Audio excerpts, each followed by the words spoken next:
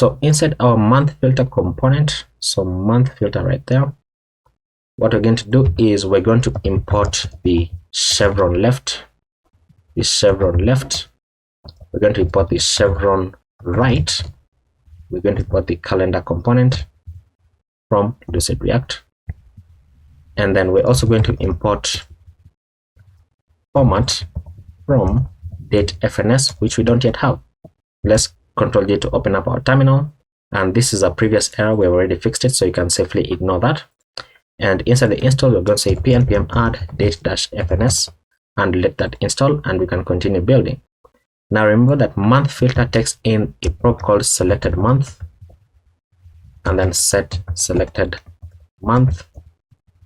And then right here we can go ahead and create our functions. So const go to previous month is going to be an arrow function like so. We're going to say const new date is equal to new space date, and then pass in the selected month.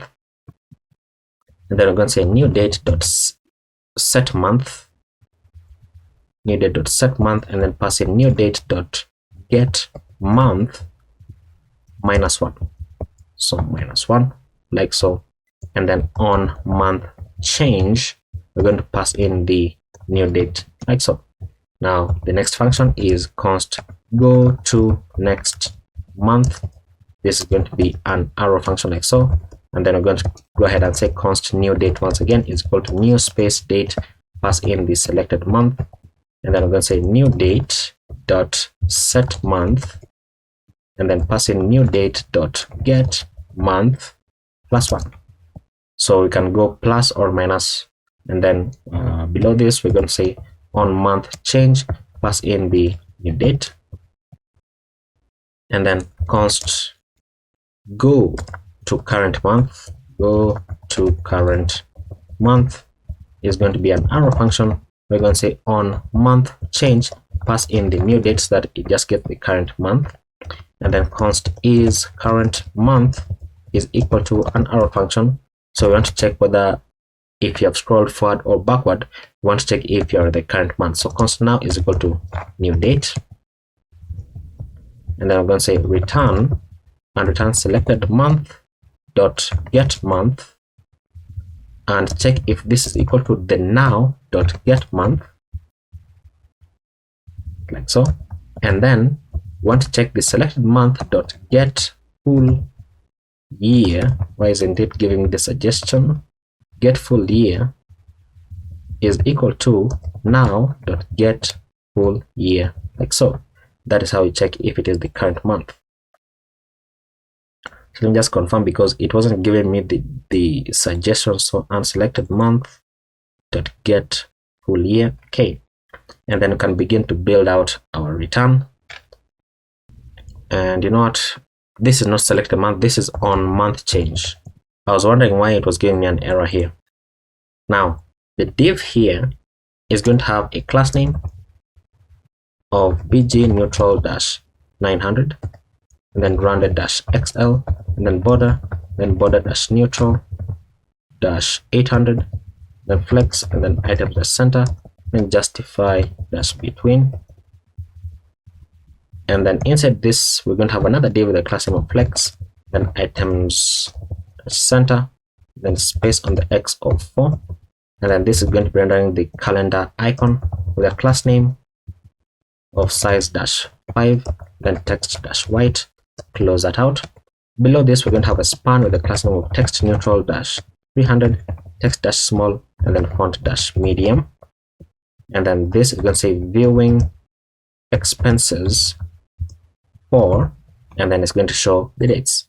Now below the span and then below this div, we're going to have another div with a class name of flex, and then items center, then space on the x of 4.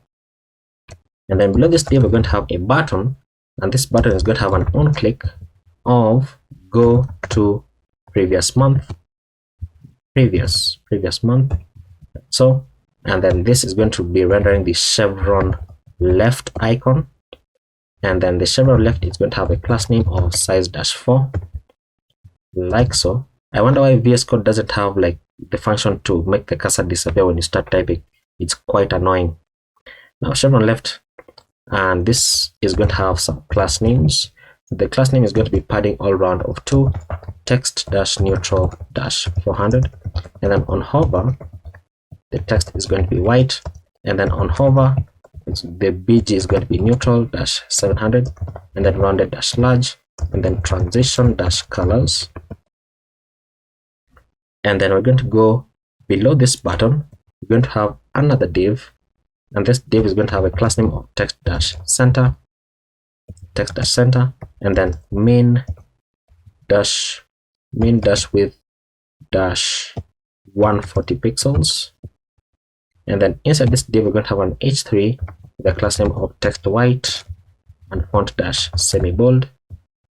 And then this is going to be calling in the format function from datefns. We're going to pass in the selected month, and then we want to format it in the form of month, and then year, like so. And then close that out. That is the h3. And then below this div on the h3, we're going to have another button. So just simply copy this down, paste it here, change this into chevron right, and then change this into go to next month, like so. Fantastic. And then now below this button, and did I not import this? Chevron right. Oh, I mistyped it, or that misspelled it. This should be a small h. Now below this button, we want to check if it is the current month. So if is current month, and is current month is a function, so remember to call it as a function. So if that is true, then we're going to render out a button here. So let's go ahead and copy this button, paste it there, and then now this button is going to have it's not going to have an icon rather, and then the text is going to say go to current month, or you can say something like jump to current month. I think that is appropriate. And then the function here is going to call go to current month. The class names are going to be a bit different, so let's go ahead and type them out. So this is going to have a class name of padding all round of 3, sorry, padding on the x of 3, padding on the y of 1, text dash extra small, bg dash white, and then on hover bg white / 75, and then text neutral dash 900, and then rounded dash md, and then transition dash colors. And then when you save that, then our month filter component should show up right there. Okay, I messed up the padding here. I messed up the padding. Where is the padding? Can't see it.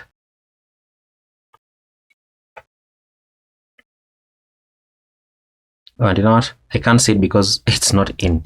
So padding all around of 4. There we go. Much better. So you can go, you can scroll backwards, you can see it right there. And then when you say jump to current month, it jumps you back into July of 2025, or depending on when you're going to be seeing this video. And if I go into 2024, you can see I'm in 2024, jump to current month, jumps me back into 2025. And then I can also go forward. Oops, going forward doesn't work. So go to next month has a problem. So go to next month function has a problem.